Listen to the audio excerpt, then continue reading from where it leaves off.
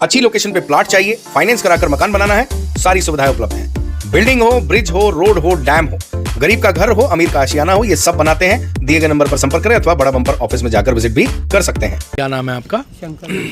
शंकर। पिता? हरे सिंह। हरे सिंह। निवासी? सिवरिया। क्या हुआ था आज आप पीएम रूम के बाहर हो? किन की डेथ हो गई? पत्नी। पत्नी की डेथ हो गई। आपका क्या नाम है? शंकर। शंकर भाई। कैसे हो गई डेथ? कहाँ पे क्या हुआ था? पहले भरत सोने में गया मैं 10 बजे से 3 बजे मैडम आई, फिर वो 3 सुबह 10 बजे भर्ती कराया था। हाँ 3 बजे मैडम आई। हाँ। कौन सी मैडम? सोनी मैडम। पूरा नाम रेणु सोनी। अच्छा, फिर क्या हुआ? फिर उन्होंने 3-3:30 बजे आई और 3 इंजेक्शन मारे हाथ में। नहीं, 3 उन्होंने इंजेक्शन लगाए? वो नर्स ने मारे, उनकी अच्छा। सिस्टर ने। ठीक है। उसके बाद उन्होंने वो एक बार लेके 5 के करीब। अच्छा फिर वो एक इंजेक्शन मारी। अच्छा। फिर बाद में हम उसने बोला लिक्विड विक्विड पिलाया, चाय भी सब पिलाई मैंने, खाना पीना पिलाया। अच्छा। फिर बाद में खाना पीना खाया हमने। हाँ। और 5 मिनट में बैठने नहीं दिए, लगेज बोले चलो अंदर। तो वहाँ जाके क्या पता कौन सी इंजेक्शन मारी, वहीं से घबराते हुए और 10 मिनट बहुत हो गए, इतनी देर में निपट गई। और शांत हो गए? हाँ, शांत काय हो के लिए ले गए थे वहाँ पे?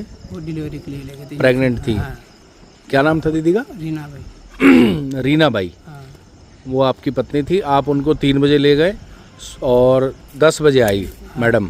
10 बजे नहीं, 10 बजे सुबह लाए थे, 3 बजे वो 3 मैडम आई। हाँ। उसके बाद नर्स ने 3 इंजेक्शन लगाए, हाँ फिर 3 इंजेक्शन और लगाए? नहीं, 3 नहीं लगाए, वो 1 इंजेक्शन लगाया। पहले 1 इंजेक्शन लगाया, फिर पहले 3 लगाए, फिर 1 लगाया। हाँ। अच्छा, उसके बाद फिर वो अंदर ले गए? अंदर लेके फिर अब चलने फिरने लगा है आधा घंटा। हाँ। मैं खाना लिया है, मैं खाना पीना खाया हमने और 5 मिनट बैठने दिया और अंदर लेके फिर मार के ले आए, इंजेक्शन मारे, क्या गोली दी क्या पता। हाँ। वहीं से घबराते आई हुई, चक्कर विक्कर आने लगे उनके। उल्टी भी हुई थी क्या? उल्टी हुई थी। उल्टी हुई थी उनको? हाँ, फिर सांस लेने में दिक्कत आई? सांस में लेने में दिक्कत आई। अच्छा, उसके बाद थोड़ी देर बाद उनका निधन हो गया? अच्छा, तो फिर अभी आप पीएम के लिए लाए हैं? हाँ। अच्छा, फिर क्या हुआ? आपने बात की उनसे? कारण क्या बताया डॉक्टर ने? कुछ नहीं बताया अभी कारण। कुछ नहीं बताया। अच्छा, फिर क्या हुआ? आप फिर क्या हुआ? आप वहाँ से कहाँ ले गए? फिर उन्होंने ऑटो किया और नवोदय भेजा। अच्छा। नवोदय में उन्होंने ट्रीटमेंट किया, 5 मिनट भी नहीं किया और मुझ तक घुसी कर दी। अच्छा, ट्रीटमेंट किया। हाँ, तो नवोदय किस लिए भेजा था? वो बोले ऑक्सीजन नहीं है हमारे पास। अच्छा, रेणु सोनी के यहाँ हाँ। बोले कि ऑक्सीजन ही नहीं है हमारे पास, उधर ऑक्सीजन है। तो वहाँ 5 मिनट जो है इलाज किया और फिर मृत घोषित कर दिया। तो क्या आपको कोई इसमें संदेह है कि कुछ गड़बड़ हुई है? लापरवाही हो, गड़बड़। किसकी लापरवाही है? डॉक्टर साहब। डॉक्टर साहब की लापरवाही है। क्या लापरवाही लग रही है?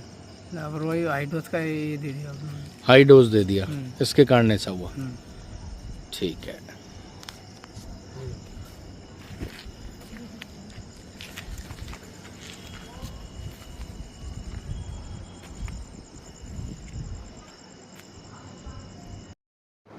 डॉक्टर साहब, एक पेशेंट, महिला पेशेंट जो बीड़ के थे, उनकी कल डेथ हो गई थी। फैमिली ने ये आरोप लगाए हैं कि आपने जब उनकी डेथ हुई आपके हॉस्पिटल में नर्स ने इंजेक्शन लगाए थे और फिर उसके बाद वो ठीक थी इंजेक्शन लगाने के बाद।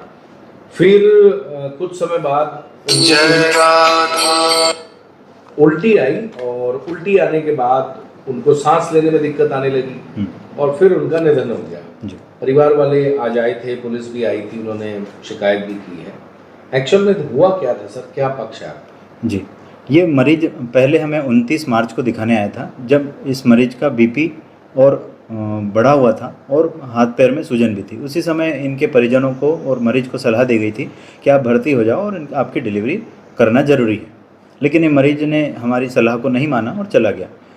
कल दोपहर में कल दोपहर में मरीज आके भर्ती हुआ और नॉर्मल डिलीवरी के लिए उसके लिए प्रयास किया गया। ये जो इंजेक्शन की बात कर रहे हैं वो सामान्य तौर पे जो प्रसव पीड़ा को बढ़ाने के इंजेक्शन होते हैं वो लगाए गए, जो कि सभी जगह लगाए जाते हैं और सामान्य इंजेक्शन है। और जो सारे इंजेक्शन लगाए गए वो हमारी जो नोट शीट होती है, जो फॉलोअप शीट होती है, उसमें सब लिखे हुए हैं।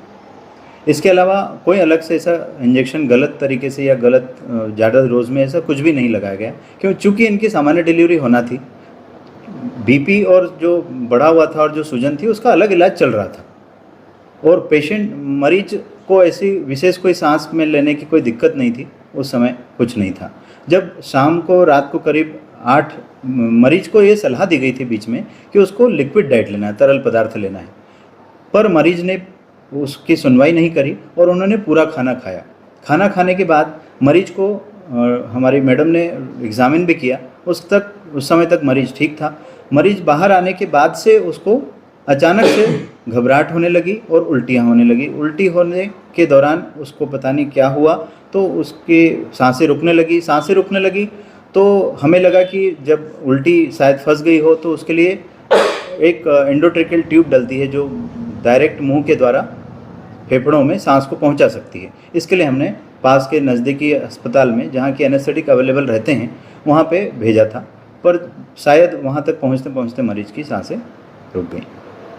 मतलब ये संभावना है क्या कि जैसे उल्टी में कई बार श्वास नली में भोजन चले जाता है जी। और फिर उसके चलते भी कई बार आदमी को सांस लेने में दिक्कत आती है जी, तो क्या इस केस में वो संभावना है? जी, मैंने आपको भी जैसे अभी बताया कि वो मरीज ने खाना खा लिया था पूरी तरह से, और उसकी उल्टियों में जो भोजन निकला वो शायद पार्टिकल चले गए हों सांस की नली में, एक कारण हो सकता है। अच्छा, वो क्योंकि सांस लेने में दिक्कत आ रही थी इसलिए आपने नज़दीक के हॉस्पिटल भेज दिया हाँ, ताकि वो ट्यूब लगा के डायरेक्ट दे सके। जी। अगर ये सांस नली में अक्सर ही देखा जाता है, उल्टी के बाद कई ऐसे केस देखे हैं जिसमें इस तरह की डेथ हो चुकी हैं। कई बार ये बच्चों को भी दिक्कतें आती हैं। पिछले कई साल में ऐसे केस बढ़े भी हैं। ऐसे केस में एक जिसको ये प्रॉब्लम आती है उसके परिजन जो मौके पर मौजूद हैं वो ऐसा क्या कर सकते हैं जिससे इस तरह की समस्या ना आए?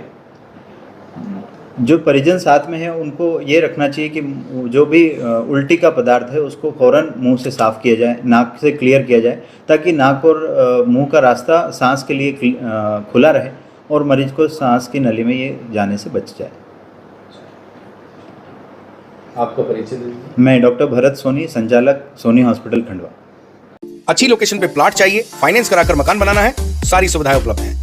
बिल्डिंग हो, ब्रिज हो, रोड हो, डैम हो, गरीब का घर हो, अमीर का आशियाना हो, ये सब बनाते हैं। दिए गए नंबर पर संपर्क करें अथवा बड़ा बम्पर ऑफिस में जाकर विजिट भी कर सकते हैं।